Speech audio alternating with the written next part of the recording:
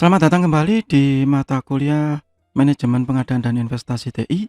Saat ini kita ada di bab mengenai IT spending paradox. Jadi ini sudut pandang yang berbeda pada saat kita akan melakukan pengadaan TI. Biasanya begitu ya, biasanya pengadaan itu akan melihat EVA untuk IT ya, Economic Value Added ya. Sehingga kalau diukur dari produktivitas, maka EVA itu dibagi dengan Information Management Spending. Berapa yang dikeluarkan, kemudian berapa yang dihasilkan. Ya. Accounting profit minus payment for shareholder capital. Ya. Dikuantitatifkan. Nah, mengkuantitatifkan ini yang akhirnya menjadi hal yang biasanya dipermasalahkan. Apa ini ada sistem ini nggak ada untungnya. Nah begitu. Kayak misalnya yang saya sebut di video sebelumnya ya, membuat sistem informasi akuntansi. Yang ternyata setelah dilihat dari sudut pandang yang berbeda, yang dulunya butuh 15 orang karyawan sekarang cukup 2. Nah sekarang masalahnya SDM-nya nggak mau membuang yang 13 orang tadi. Bukan di PHK, bukan, mungkin dialihkan, dimutasi misalnya begitu ke bagian yang lain. Dan yang nanti penghematan itu akan bisa dikuantitatifkan. Begitu. Atau sistem informasi SDM, absensi, untuk mencegah karyawan telat, atau untuk yang di proyek-proyek lapangan. Ya, apa cuma ngecek karyawan gitu tok loh. Tapi dengan karyawan yang dalam tanda kutip ada fear ya, ada ketakutan untuk datang terlambat karena sistem presensinya sangat bagus, maka produktivitasnya meningkat. Nah ini yang seringkali tidak bisa diukur dengan EVA ini. Kecuali perusahaan itu memang perusahaan IT, nah beda. Bisa ya, ada EVA per employee, berapa yang dihemat, berapa yang dihasilkan dari penghematan tiap karyawan tadi. Nah, kalau perusahaan-perusahaan besar lah, Oracle, Intel, Microsoft, Dell ya, Apple, HP, semuanya ada. Sehingga bisa dihitung IT spending as a percentage of revenue. Itu yang penting. Nah, bagaimana dengan informasi? Information Economic Paradox.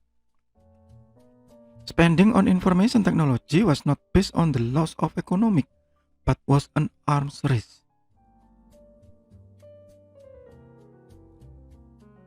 Jadi, bukan karena hukum ekonomi, tetapi ini karena hal yang berbeda.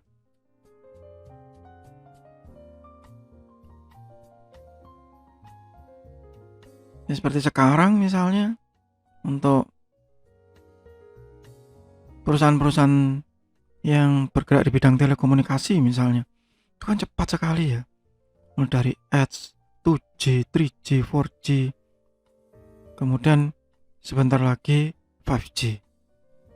Ya, bukan karena hukum ekonomi, tapi karena memang ini ada saling uber-uberan gitu ya, race ya, berkompetisi memang.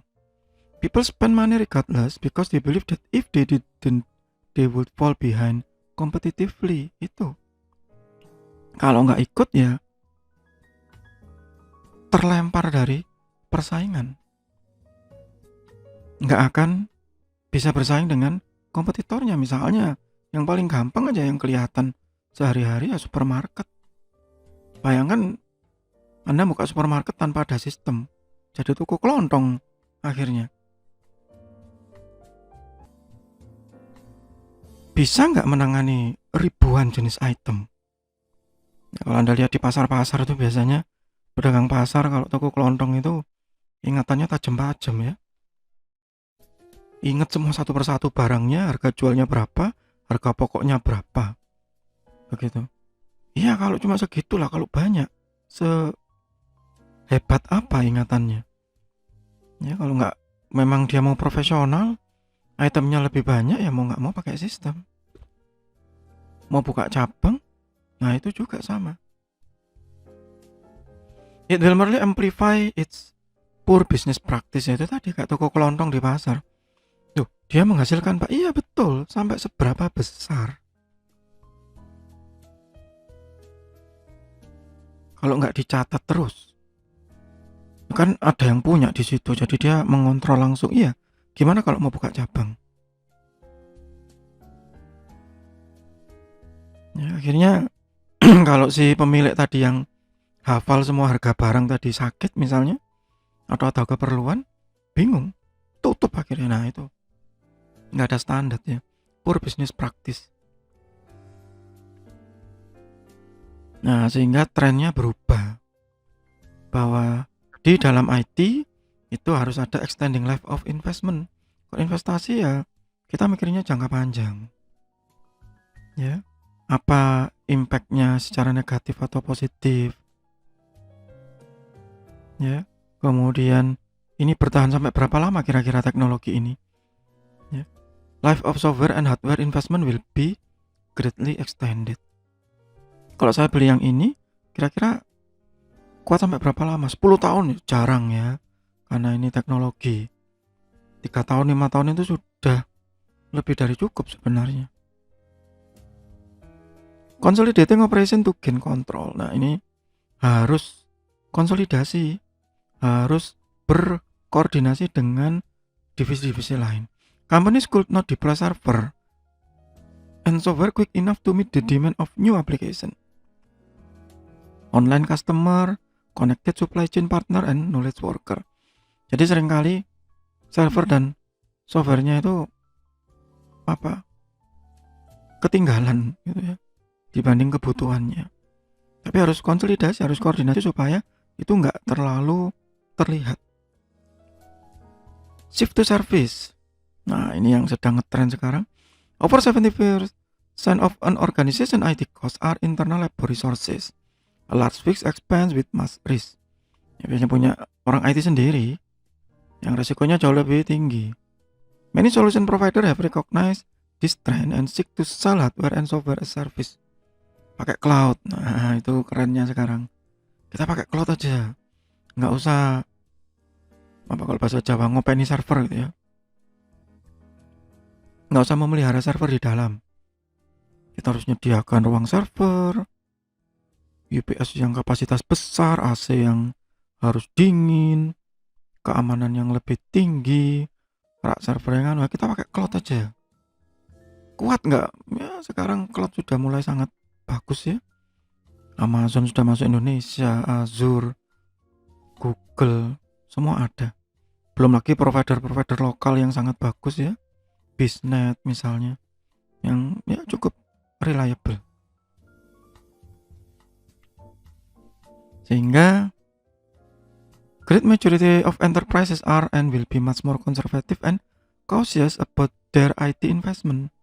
Lebih hati-hati, leveraging of their existing IT system.